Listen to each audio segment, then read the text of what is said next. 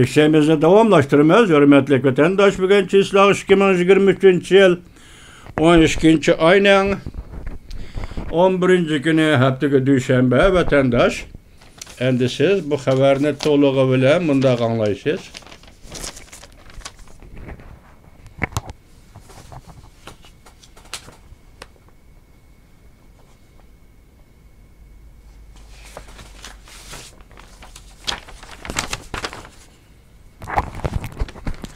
Mavzu mundaq. Ciddi tarqalgan xabar. Çingan Qankatoro şokolu urulup 10 nafar general bilan birlikte öldürüldü. Mavzulu xabar 12 ayının 10 gün Monitor betida e'lon qilindi. Xabar mundaq boshlandı. Iqlim masalaları programmasi axborot nuqtalari riyosatchisi Li Muyang haftaning 6 günü 12 ayının 9 gün özünün programmasida mundaq ko'rsatdi.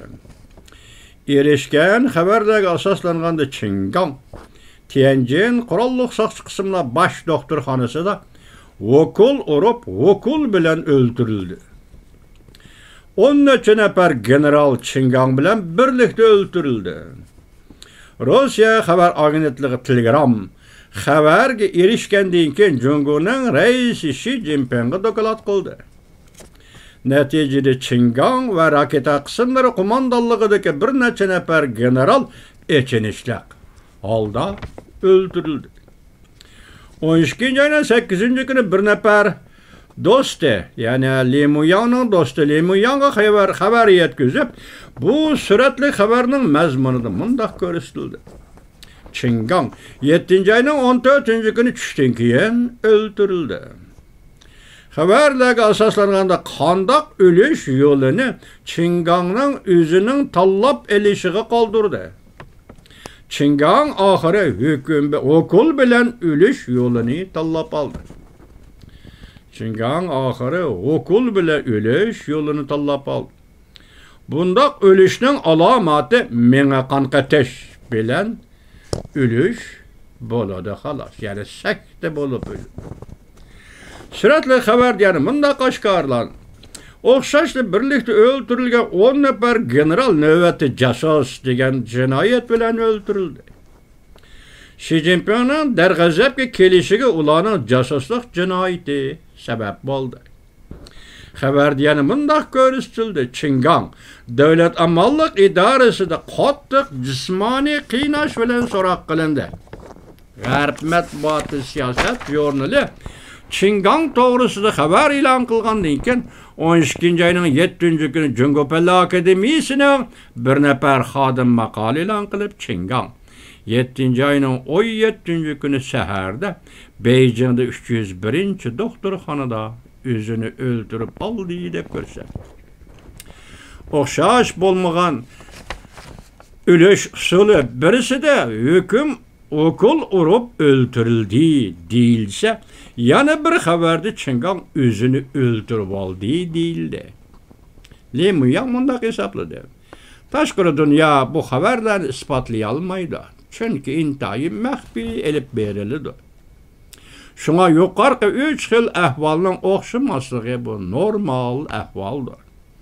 Ahvolning umumiy yig'indisi shu bo'ldiki, Çingan okul urib öldürüldü.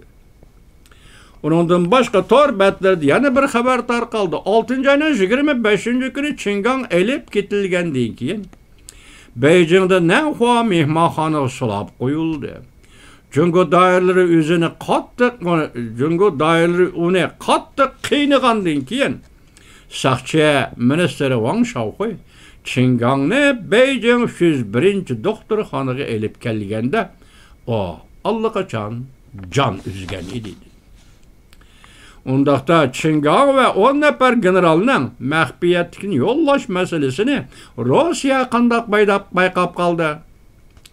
12 ayının 8 gün tor betlarda mundaq xabar qilindi. Liu Chao'ning kotibi, yani Liu Chao raketa qo'mondonlik organi raketa qismlarining qo'mondoni. Liu Chao'ning kotibi She Mingxi universal matbuot telegram, yani Rossiya matbuoti telegram orqali Liu Chaoning o'g'liga rakta qismlarining hujjatlarini yo'llab berganda Rossiya bu xabarga ega bo'ldi. Raketa qismlarining 3 nafar generali qo'lga olindi. Arqadilla Chingangmo qo'lga olindi. Jungoda nurg'un kishilar Rossiyalik dolop qarindoshlar tadqiq qilib, yasab chiqqan yumshoq detalni ishiltidi, deydi.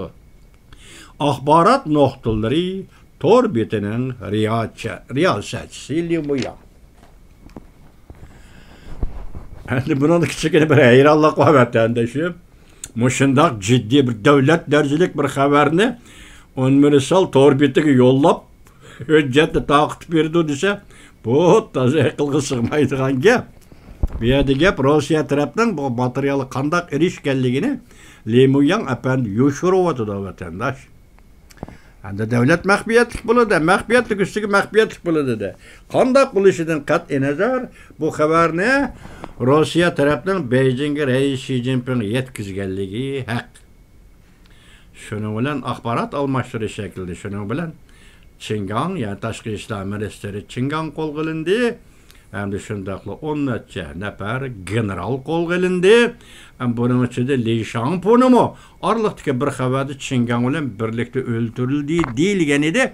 Demak, yuqorqi generallar bilan davlat mudofaa ministri Li Shangpuning munosabati bo'lsa, balki u ketdi vatandosh. Hozir Jungo jamiyati nega keldi?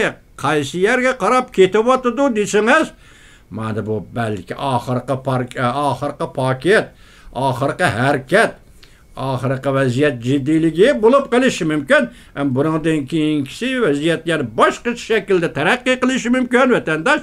Shuni demak, bugun Jungo vaziyati ham nozuk, ham sezgur, portlash oldida turayotgan bir jamiyat sezgurligi va bir jamiyat nozukligi bugungi Jungoning realligidir.